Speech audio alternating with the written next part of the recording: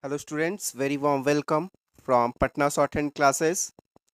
Here is a dictation from Sir Kailash Chandra magazine, volume number 1, transcription 10, and the word is 840 and the speed will be 80 WPM.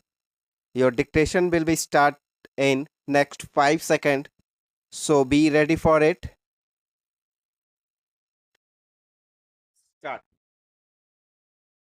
In discussing the demands for grants of the finance ministry, we have got to see to what extent the administration of this particular ministry has led to the development of our national wealth and the securing of the welfare which our state claims to have in view.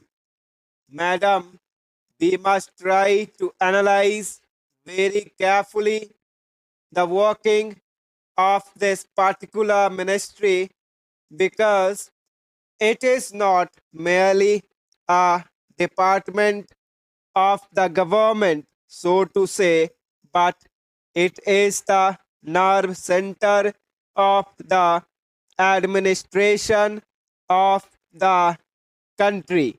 I would like first to refer to the role of foreign capital because in determining the manner in which the permission of capital issues has been granted by the particular administration, we should keep in our mind to what extent the interests of our nation have been served.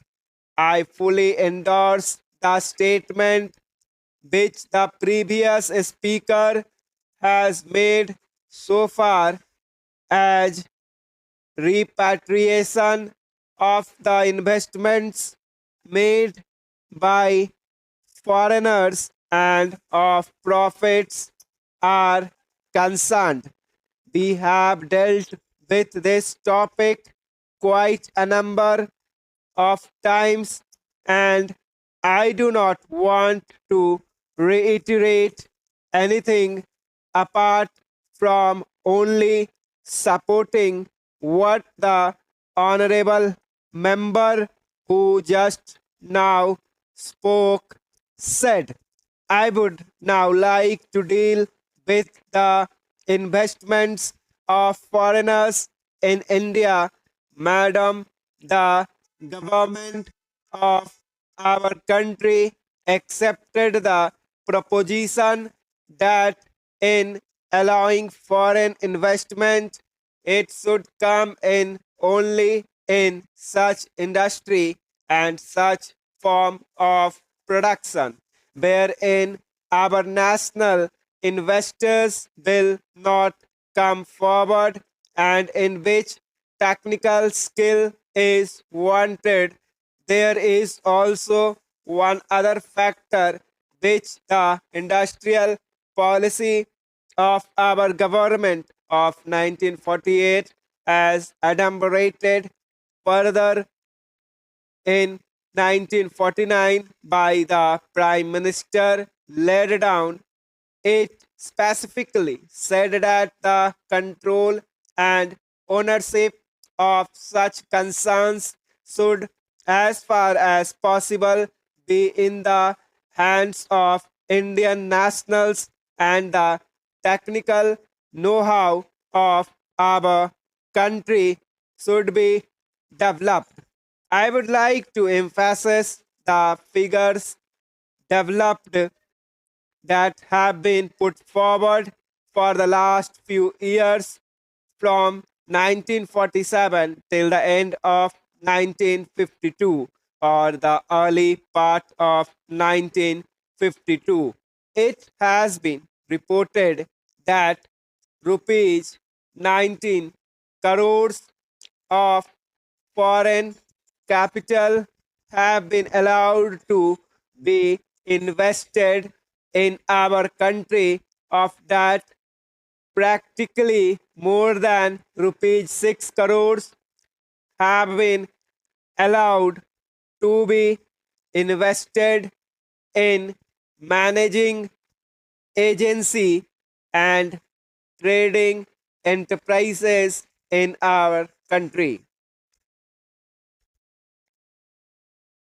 So far as the government policy is concerned, we find that a sum of rupees 4 crores has been allowed to be invested this year. We do not know how it is to be used up. We have been told that during the period 1948-53, nearly rupees 35 lakhs have been allowed to be invested in textile machinery and generally in the textile industry.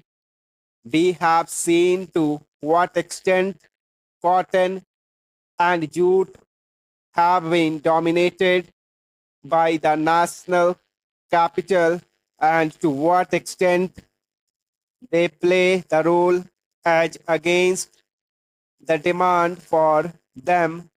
We know further what the government is doing in regard to these industries and how the Indian counterpart in these industries are behaving.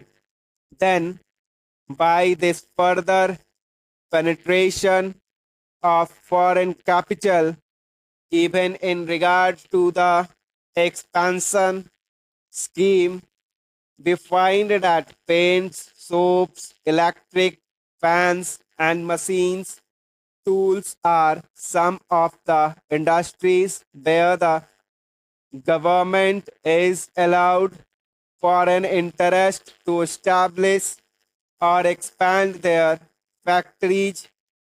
It will adversely compete with the production of the country when the indigenous producers do not find any market in this sphere.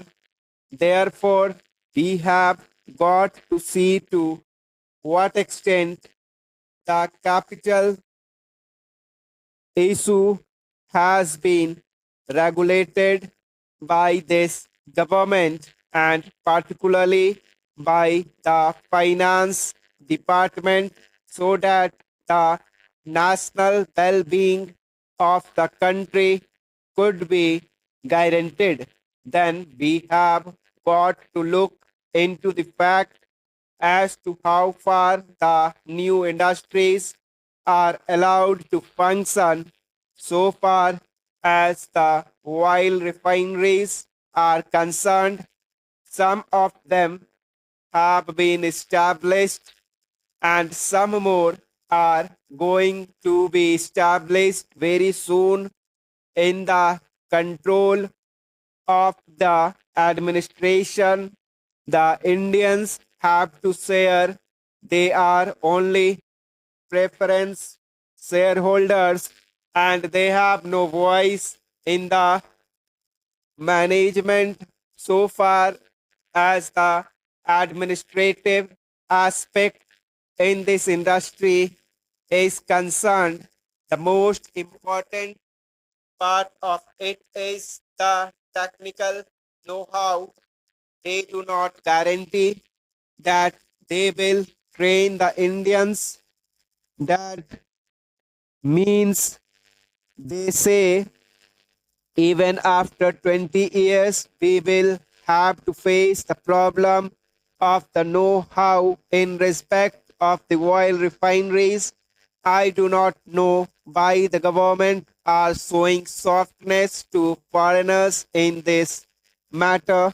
Then we have another investment in collaboration with the Indian chemical industries for the manufacture of civil explosives. Here, as far as I have gathered, only 20% is going to be Indian capital. The majority of the shares will remain with the Indian chemical industries. Nobody else has been allowed to make any investment. It would have been better if other companies and private individuals had been given an opportunity to purchase the shares.